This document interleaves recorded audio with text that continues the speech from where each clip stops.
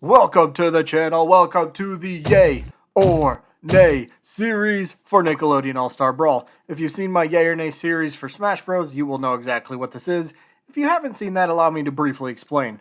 Each Yay or Nay video will discuss one specific character by going over their background, possible moves, maybe even talk about some fun facts about the character and series, and then at the end we'll answer the very important question. You want to see this character in Nickelodeon All-Star Brawl as a playable character? Yay or nay. Pretty simple. Those are your two options, yay or nay. Be decisive. But that is it. There's the intro. Let's get into the rest of the video. He's big. He's muscular. And he has a huge chin. It's the Crimson Chin. Oh man, I got a lot of requests for this character. I got quite a few requests for this character, so guess what? He's got his own Yay or Nay episode. Now, this dude obviously comes from the Fairly Odd Parents series. We've already got Timmy Turner done. He was the very first episode that we did in this series. But now, Crimson Chin. Let's see how he stacks up against the rest of the, well, I don't want to call it a roster, but against the other characters that we've done so far for the series. But in order to do that, we're going to have to take a look at what he might be able to bring with him as a potential playable character. So let's start with the moveset. And up first is going to be, well, I guess, just a good old classic. If you don't have something involved with his chin attacking the opponents, you're doing the character wrong. So the first thing that I got is the chin uppercut, I guess. That's basically what I'll call this, but it's simple. I think it's a classic move, chin uppercut. This, I think the move could slot in somewhere as a up light, even maybe a strong up. Possibly, and of course you could also repeat this and use it in the air as an up air light or an up air strong if you wanted to as well. Get multiple uses out of it. So for the attack itself, Crimson Chin just, well, tilts his head back and, well, his chin, since it's so ginormous, it makes contact with the enemy, sending them straight upwards. This would be perfect for trying to catch opponents above the stage and KOing them, well, above the stage. Yeah, because his chin, kapow! Next up, I mean, probably nobody would be surprised if this is a part of his moveset, a straight right punch. It's a simple move. You could slot it in as a neutral light attack or even a strong neutral attack if you wanted to. But Crimson Chin just delivers a quick and swift but still powerful punch. Now, like I said, it could be a light or a strong attack. If we make it a light attack, possibly he could string a couple of these together. It could be maybe a quick, like, 1-2 punch, maybe right-left. Something quick, deals a decent amount of damage.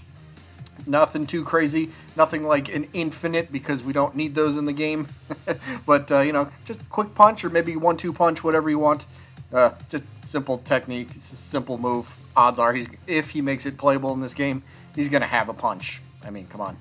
Next up, let's go with the Heat Vision. Now, this move, I don't believe was actually ever fully shown off as to what it really does. We get like a very quick glimpse, a very quick look at it. Like his eyes just start to glow, but it's basically, it was called the Heat Vision. So I have to do a little bit of guessing here.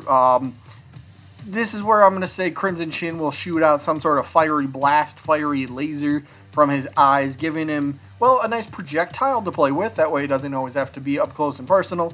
Because, well, if you've seen my series, I like when characters have projectiles. At least one to play with, right? So, yeah, this could give him that ability, give him that option to, try to snipe somebody from somewhat far away. Somebody's trying to recover, hit them with quick heat vision. Boom! Simple stuff, And on another note, if it happens, if Crimson Chin becomes playable, can you imagine for a second? Powdered Toast Man versus the Crimson Chin. Raise your hand if you're excited for that. And the last move that I'm going to go over is going to be, I think I titled this the Chin Slam. I think, yeah, very creative, I know, but hear me out. So, we wouldn't really have a proper Crimson Chin moveset if he only used his chin for one attack, right? You got to make use of that in several ways. Now, the way I can envision this is possibly a few different ways. So, Crimson Chin will slam his incredibly powerful chin into the ground, which causes like a shockwave. So, for the attack, say it's a strong down, for example. Just as an example, it's a strong down. He bends over, slams his chin into the ground, and like this little shockwave kind of activates. But if he hits the opponent, that'll do, well, bigger damage than the shockwave itself. But you could also use this as a strong down air, which then means the chin itself becomes the point of the attack, which would spike the opponent, which might work a little bit better in the air, but then again, you could use it on the ground and in the air. Two different animations, if you will. Heck, the dude's called Chin for a reason, right? So, might as well utilize it.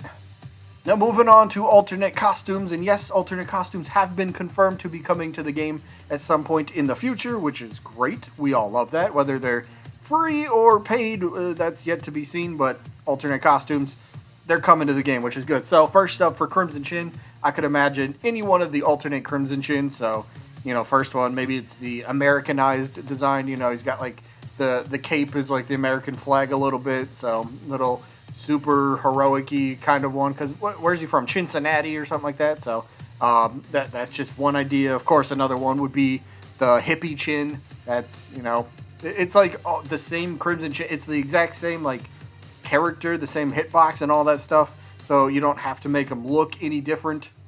It's just well, I mean, you do make them look different because the outfit's different, which is kind of the point of an alternate skin. But hippie chin, could throw in the disco chin if you really wanted to. But yeah, there's plenty of different options for I was about to say American chin. I don't know what that is. But there's plenty of different options for alternate skins for the Crimson Chin. As a little extra, what about a taunt? What could he do for a taunt? How about this thing?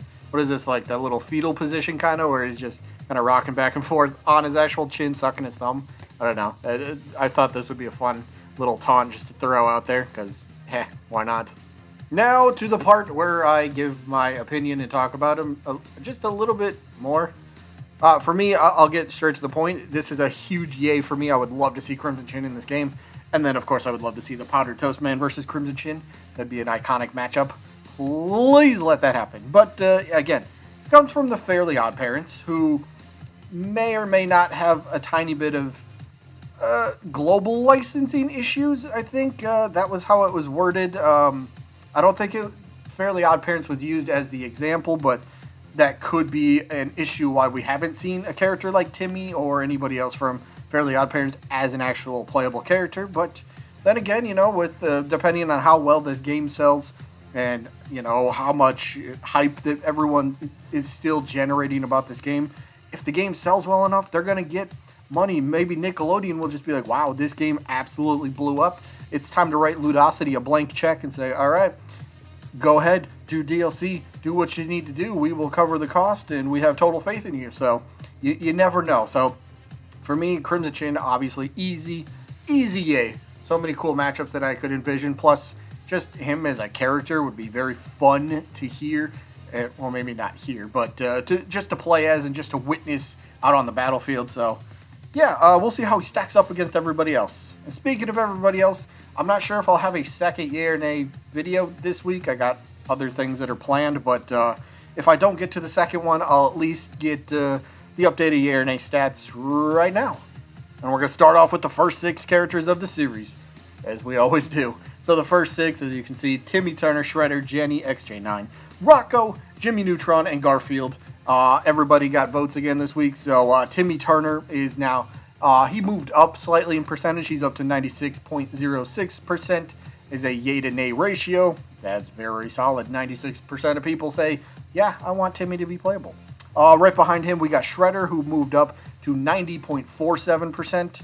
And, well, if the leaks are to be believed, which I think they should be, Shredder looks almost likely to be coming, unless the developers all of a sudden want to go, ha, psych, we caught him and he's not happening.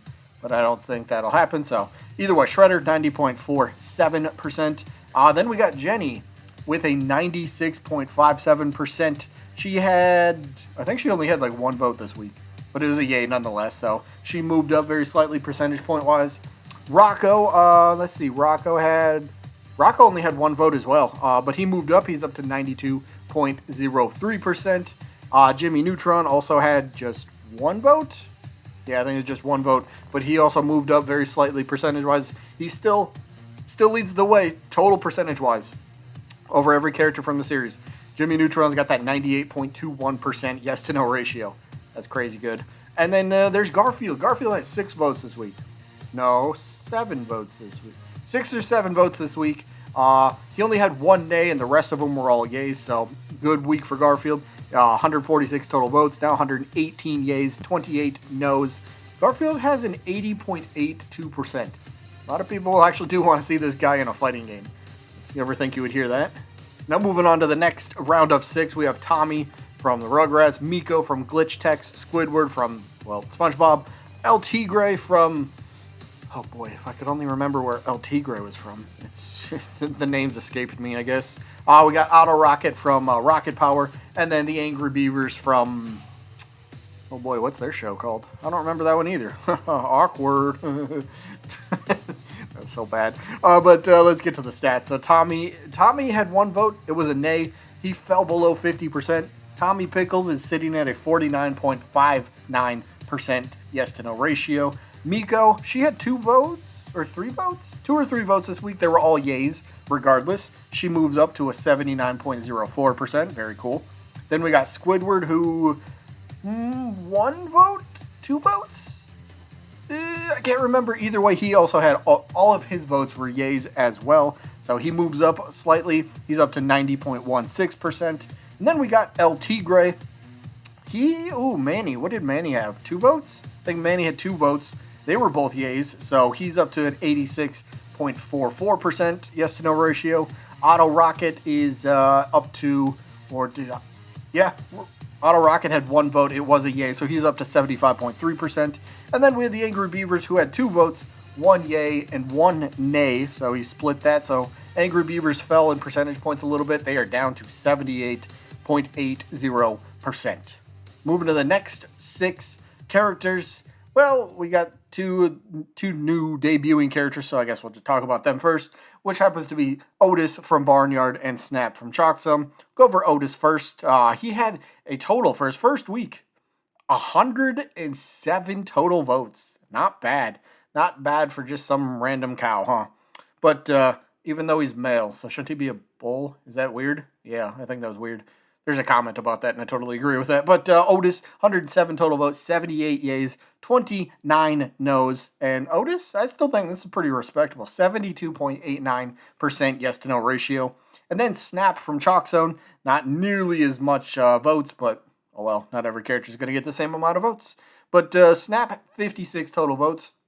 45 of them were yeses, and there were only 11 no's. So based on, well, percentage point, 80.35% of people that voted do want Snap to be playable in this game. The other 4 characters, though, we got Zuko, Mr. Krabs, Blue, and Ultra Lord.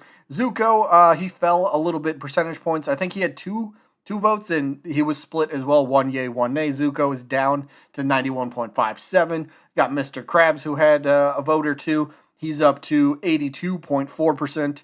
We had Blue, who had a nice week. I think Blue had 5 votes this week. All of them were yeses. So Blue, 63.79%.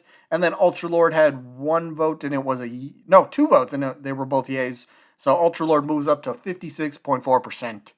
That is going to be it for this week. I do hope you guys enjoyed, as always. Again, sorry, there might not be a second yay or nay video this week. I'm working on some other stuff, so, just covering the bases just in case I don't get to it. But otherwise, that is it. Hope you guys enjoyed, as always. And I guess I'll see ya when I'm looking at you.